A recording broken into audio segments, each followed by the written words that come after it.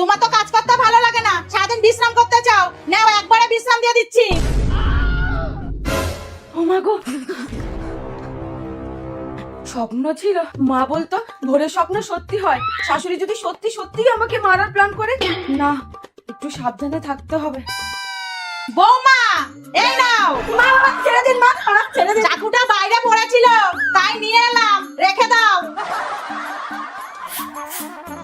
বৌমা, অনেক কাজ করেছো, এবার শরবতটা খেয়ে নাও। আমি ঘরে গিয়ে খাবো।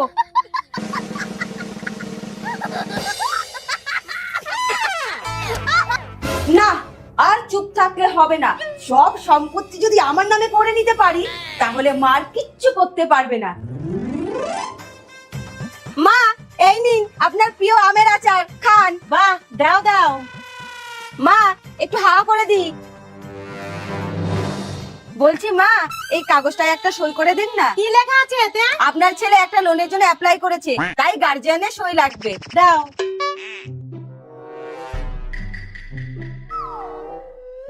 বৌমা দেখো। আর দেখে লাভ নেই, এবার উঠুন। উঠুন বলছি। যান, রান্না করুন। বৌমা, পাগলামির একটা সীমা আছে। আমার বাড়িতে এসব হবে না। আপনার বাড়ি? মা, এই বাড়িটা এখন আর আপনার নেই, এই মাত্র আমার নামে লিখে দিয়েছেন, তাই আমি যা বলছি তাই করুন। আরে অশিক্ষিত ভূত, আমি পেনটাকে দেখতে বলেছি, কালি পড়ছে না তাই।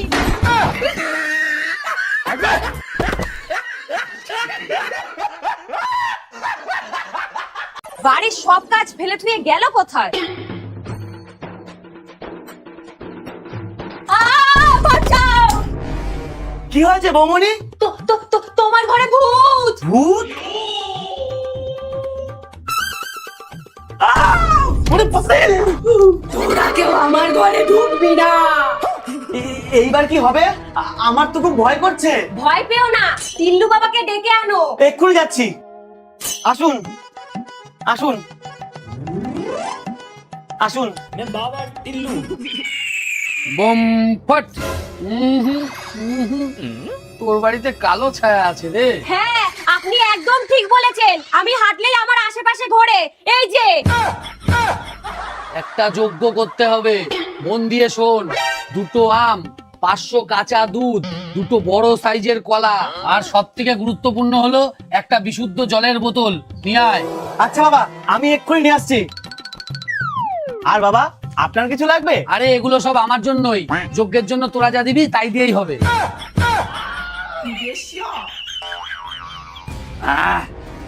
এই তোরা সরে দাঁড়া। ওং ফট।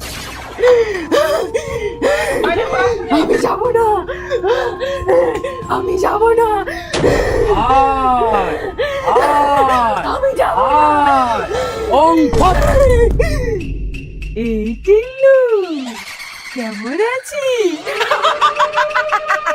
বল তুই কোথা থেকে এসেছিস, তোর নাম কি, এইখানে লিখে দে। ওং ফট। এই যে, আরে বাবা, গরমে আর কাজ করতে পারছি না, তাই এই রাস্তা নিয়েছি। ওই যে গেটের কাছে যে গ্লাসটা আছে, ওর মধ্যে 2000 টাকা আছে, ওইটা নিয়ে চলে যান। ওং ফট। শোন, ওর মধ্যে আর কিচ্ছু নেই। আগামী 1 মাস ওকে দিয়ে আর কোনো কাজ করাবি না। আর ওই গ্লাসটা আমি নিয়ে যাব।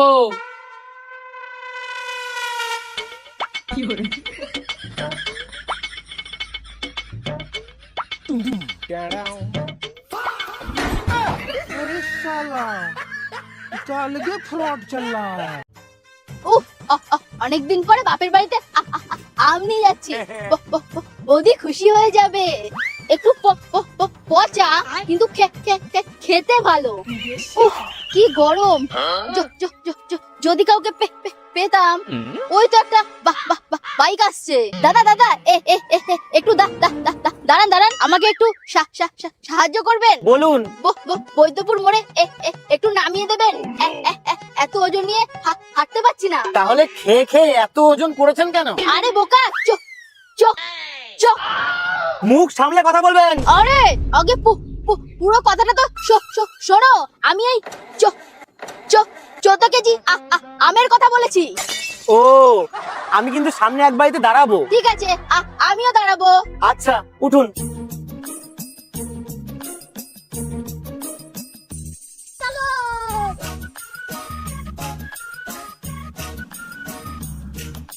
চলুন, এটা আমার বোনের বাড়ি। আসুন। কিরে, সব কোথায় গেলি? আরে দাদা তুই আয় আয় বয়। আসুন, বসুন। বাহ, ভালোই হলো, এখানে চা বিস্কুট দিয়ে টিফিনটা সেরে নেব। কিন্তু এরা গল্প করেই যাচ্ছে, চায়ের কথা তো বলছেই না। তা তোরা চা খাবি তো? না না, আজকে আর খাবো না, অন্যদিন খাবো। আচ্ছা। আরে আবার এতগুলো আম আনার কি দরকার ছিল? ঠিক আছে, আবার আসিস। চলুন, আসুন।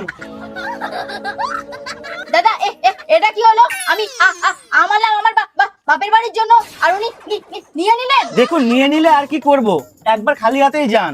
আমি তো কিছুই নিয়ে আসতে পারি না, একবার আমার নাম হোক। উঠুন। তুই যা, আমি হেঁটেই যাব। বৌদি, আমার আরে হিসু পেলে ওইদিকে যান। হাট, আমার হিমসাগর আম।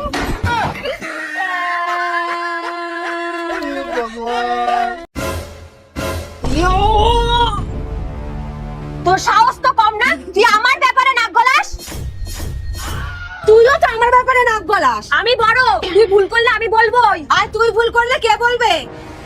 বাড়িতে এইসব হচ্ছে নাকি? এইটা কি মগের মুল্লুক নাকি? তোমার বৌদিকে বলো, ওই তো আগে। ব্যাস, আমি সব শুনেছি। দুজনে কান খুলে শুনে নাও, কারোর ব্যাপারে কেউ কথা বলবা না, বুঝেছো? বুঝেছো?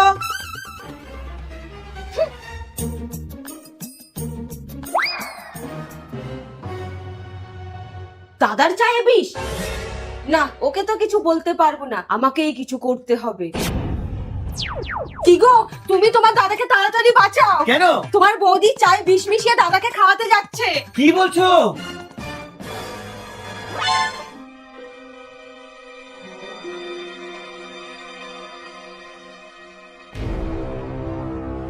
এই নাও, এই যে এইটা তোমার।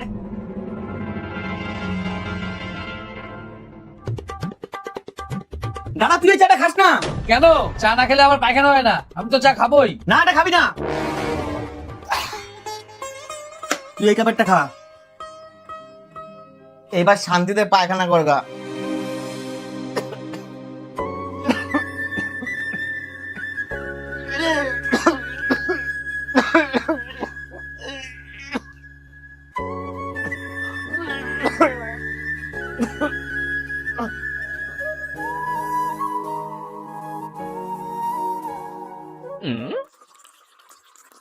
কি গো, তুমি চায়ে পায়খানার ওষুধটা দাওনি?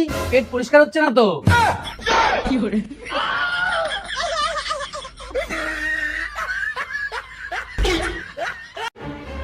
আমি আর পারবো না তোমার এই বিনা পয়সার বউয়ের চাকরি করতে। সবার গরমে ছুটি আছে, শুধু আমার নেই। সারাদিন শুধু এটা দাও ওটা দাও। কেন, কফিটা দোকান থেকে খেয়ে আসতে পারোনি? এই গরমটার মধ্যে ধুতরা ফুলের মতো বউটাকে দিয়ে খাটাও। ভেবে দেখো, এক কাপ কফি দিলে একটা মেকআপ বক্স ফ্রি। ধুতরা ফুল তো শিবের পুজোয় লাগে, তাই না? আর মেয়েদের কাছে স্বামী হলো শিবের সমান। তুমি এখানে একটু বসো, আমি তোমার জন্য কফি আর পকোড়া করে আনছি। এ মা, একটুও কফি নেই? আর বেসনও তো নেই। নিশ্চয় দিদি সরিয়ে রেখেছে। ওকে তো আজকে। দিদি, এই দিদি, তাই তো বলি, কফি আর বেসন গেল কোথায়? এই, তোর জন্য কি আমি একটা গিফট পাবো না? আমি কি করলাম? কি করলি না? আয় আয় আমার সাথে, আয় আয় এদিকে, চল চল।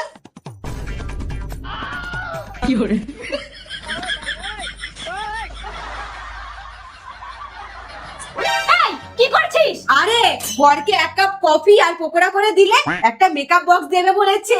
তুই আর আমি মেকআপ করতে পারবো। কি বলছিস? তাহলে দাঁড়া, এত কষ্ট করার কি দরকার?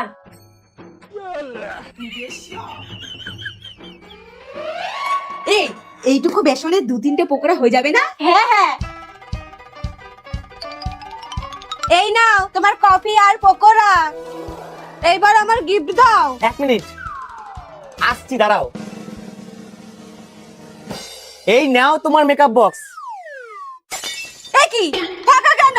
আমি তো তোমাকে বলেছিলাম মেকআপ বক্স ফ্রি দেবো, এটা তো বলিনি বক্সের ভেতরে মেকআপ করার জিনিস থাকবে।